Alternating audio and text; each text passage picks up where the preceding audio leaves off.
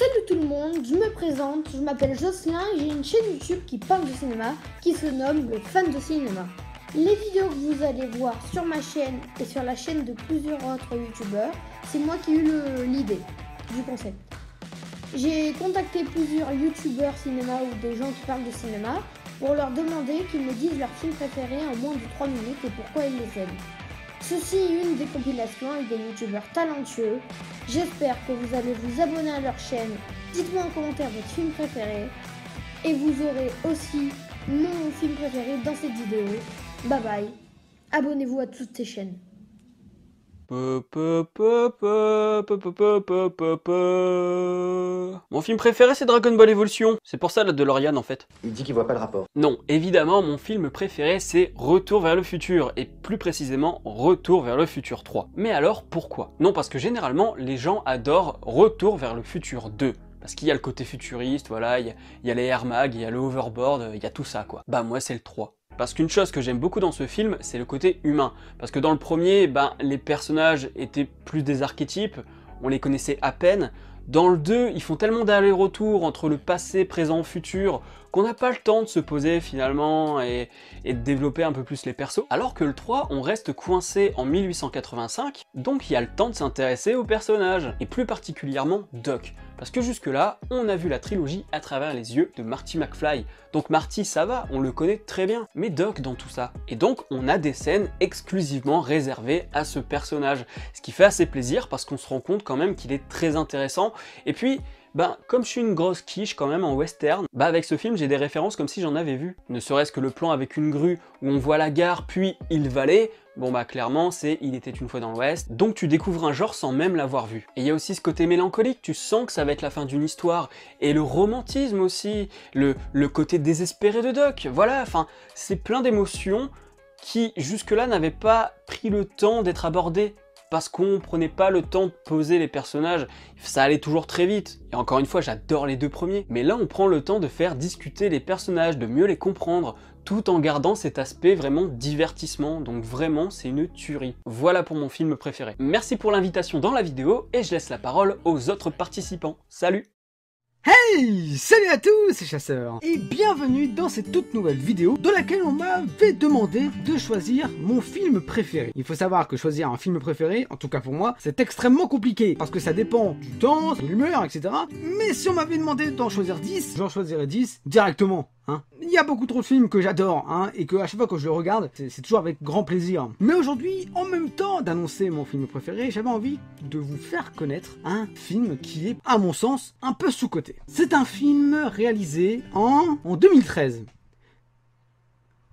En 2013 Ah, je voyais ça plus... Pour moi, c'était plus récent. Je pensais un peu à un 2015-2016. Mais non, 2013. Ça... Il y a 7 ans.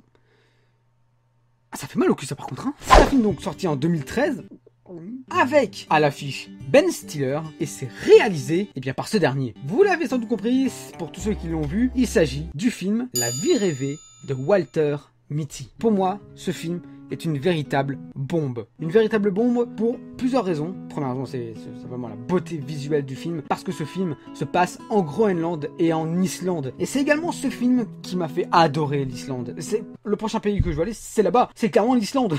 Ce film est une beauté visuelle incroyable. J'ai tellement adoré ce film pour ses paysages énormes. Franchement, c'était plutôt bon. Ensuite, deuxième chose, c'est la prestation de Ben Stiller qui est juste sensationnelle. Pour moi, c'est l'un de mes acteurs préférés. Ben Stiller est incroyable. Et troisième chose, il s'agit du scénario. Quand on voit le scénario un peu, on se dit que c'est un peu tiré par les cheveux. Et c'est vrai. Pour ceux qui ne l'ont jamais vu, c'est tout simplement l'histoire d'un mec qui se trouve dans les archives pour trouver les pellicules de photos pour faire la première des journaux. Sauf que le chef de cette boîte demande au mec de trouver la pellicule numéro 25. Vous l'avez sans doute deviné, mais cette pellicule a tout simplement disparu. Et du coup, comment il s'appelle? Attendez.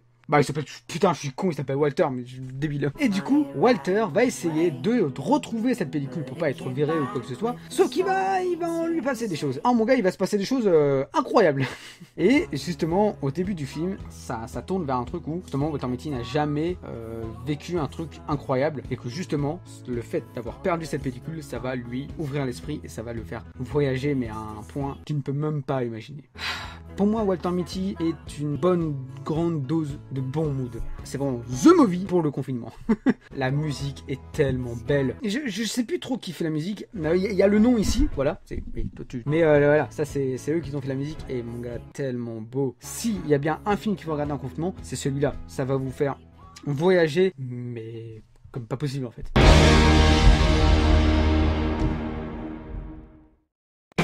En tout cas, moi je te dis à la prochaine pour une nouvelle chasse. Allez, salut à tous chasseurs. Wahoo!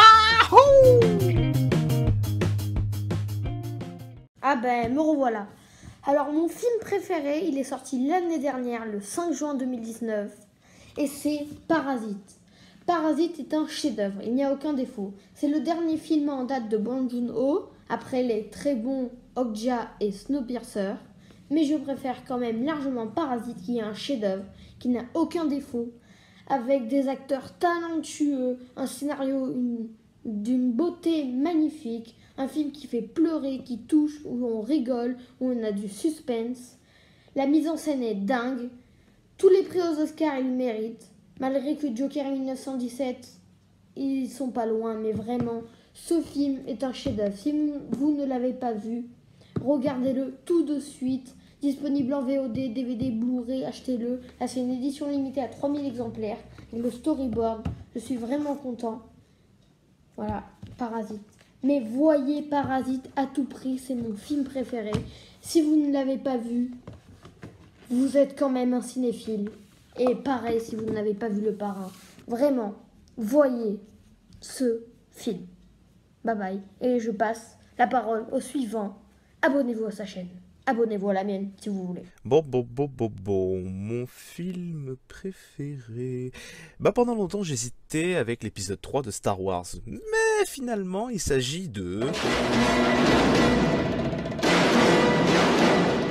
Ed Wood de Tim Burton. Bonjour à toutes et à tous, ici Geek Historique, et en moins de 3 minutes, je dois vous parler de mon film préféré, Let's Go! Ce film nous raconte l'histoire du pire réalisateur de l'histoire, Edward Wood Jr., dont le seul souhait est de raconter des histoires avec ses amis qui le suivront dans ses folles péripéties. Tels que Dolores, sa première femme, Bunny le transgenre, Chriswell le médium, Thor le catcher, Paul et Conrad ses 2 assistants, et enfin Bela Lugosi, l'incarnation même de Dracula. Même s'il est tout gentil. Ah oui, et Vampira aussi. Voilà. Pourquoi j'aime ce film alors? Eh bien...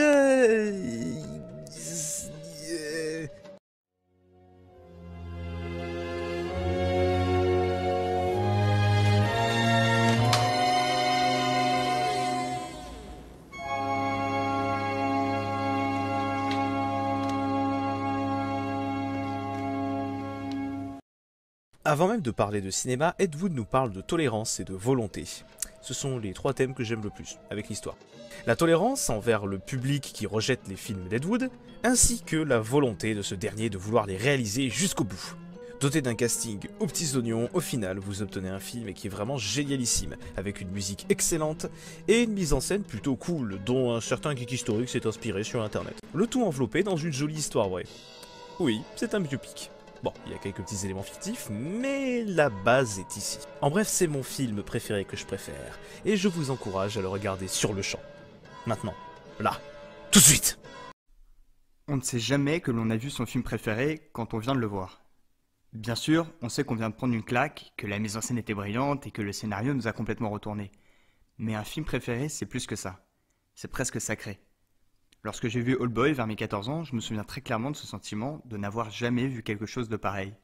Ces couleurs rouges et vertes crasses que l'on retrouve souvent dans la trilogie de la vengeance de Park Chan-wook. Cette violence brutale et pourtant si bien chorégraphiée dans une des plus belles scènes du cinéma. Et surtout la musique de Last Waltz, musique dont le son me déclenche un réflexe lacrymal pavlovien. En gros, ça me fait chialer.